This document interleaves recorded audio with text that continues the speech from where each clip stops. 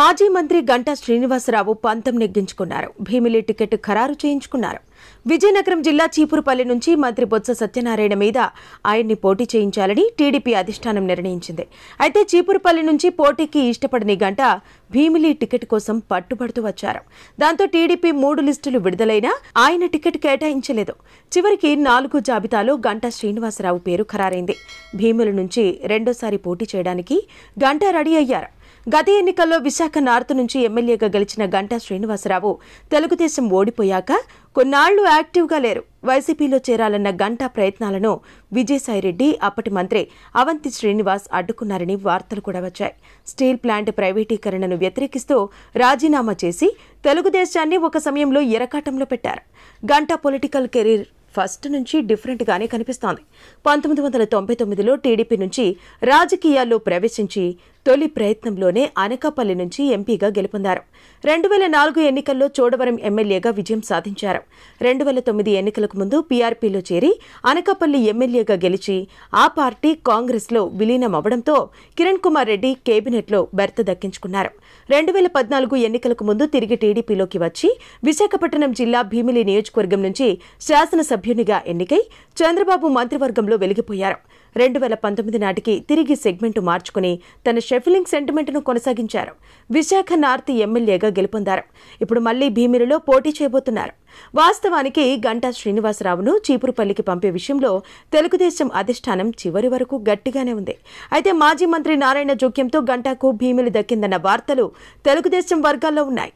నారాయణ, గంటా ఇద్దరు వియ్యంకులు కావడంతో నారాయణకు జోక్యం చేసుకోక తప్పలేదు. ఇప్పుడు భీమిలిలో తన శిష్యుడు ముత్తంశెట్టి శ్రీనివాసరావు అలియాస్ అవంతి శ్రీనివాస్తో గంటా తలపడుతున్నారు. 2009లో అవంతి శ్రీనివాస్కు పీఆర్పీ టికెట్ దక్కేలా చేసి పొలిటికల్ లైఫ్ ఇచ్చారు గంటా. తర్వాత ఆ గురి శిష్యులు 2014 నాటికి టీడీపీలోకి వచ్చారు. గంటా తాను భీమిలి నుంచి పోటీ చేసి అవంతిని అనకాపల్లి ఎంపీగా పంపించారు. గత ఎన్నికల్లో అవంతి వైసీపీలో చేరి భీమిలి నుంచి గెలిచి తన మంత్రి పదవి కల నెరవేర్చుకున్నారు. అయితే అవంతికి ఈసారి భీమిలిలో పరిస్థితులు అంత అనుకూలంగా లేవని చెబుతున్నారు. సిట్టింగ్ ఎమ్మెల్యే మాజీ మంత్రి అవంతి శ్రీనివాస్ వైఖరితో వచ్చే ఎన్నికల్లో భీమిలి గెలిచే అవకాశం లేదని వైసీపీ నాయకులు, కార్యకర్తలే బహిరంగ ప్రకటనలు చేస్తున్నారు. 2 సార్లు ఎమ్మెల్యేగా, ఓసారి ఎంపీగా పనిచేసిన మాజీ మంత్రి అవంతి వచ్చే ఎన్నికల్లో గెలవడం అంత ఈజీ కాదని అభిప్రాయం వ్యక్తమవుతోంది. 2 ఏళ్ల క్రితం జరిగిన స్థానిక సంస్థల ఎన్నికల్లో రాష్ట్ర వ్యాప్తంగా వైసీపీ హవా నడిచినా భీమిలిలో టీడీపీ మెజారిటీ సాధించడం అవంతి వైఫల్యమేనని అంటున్నారు రాజకీయ పరిశీలకులు. గ్రేటర్ విశాఖలో భాగమైన భీమిలిలో కార్పొరేషన్ ఎన్నికలతో పాటు జెడ్పీటీసీ, ఎంపీటీసీ ఎన్నికల్లో కూడా వైసీపీకి ఘోర పరాభవం ఎదురైంది. సిట్టింగ్ ఎమ్మెల్యేగా అవంతి కనీస బాధ్యత కూడా తీసుకోలేదని, ఇప్పటికీ ఆ వైఫల్యాలను అధిగమించే కృషి చేయడం లేదని ఆరోపిస్తున్నారు కార్యకర్తలు. మళ్లీ అవంతికే సీటిస్తే ఓటమి తప్పదని అధిష్టానానికి హెచ్చరిస్తున్నారు. ఇలాంటి పరిస్థితుల్లో తిరిగి అవంతిపైనే నమ్మకం ఉంచారు జగన్. ఇటు చూస్తే ఆయన రాజకీయ గురువు గంటా ప్రత్యర్థిగా మారారు. మంత్రిగా అవంతి తన విషయంలో వ్యవహరించిన తీరుతో తీవ్ర ఆగ్రహంతో ఉన్నారంట గంటా.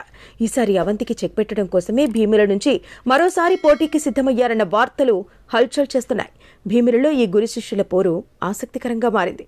కాపు నేతలైన గంటా, అవంతిలు ఇద్దరూ ఇంతవరకు ఎప్పుడూ ఓడిపోలేదు. ఈసారి ప్రత్యర్థులుగా పోటీ పడుతుండటంతో ఒకరి ఓటమి కన్ఫర్మ్ అయింది. మరి తమ విజయగాథను కొనసాగించేదెవరో వేచి చూడాల్సిందే.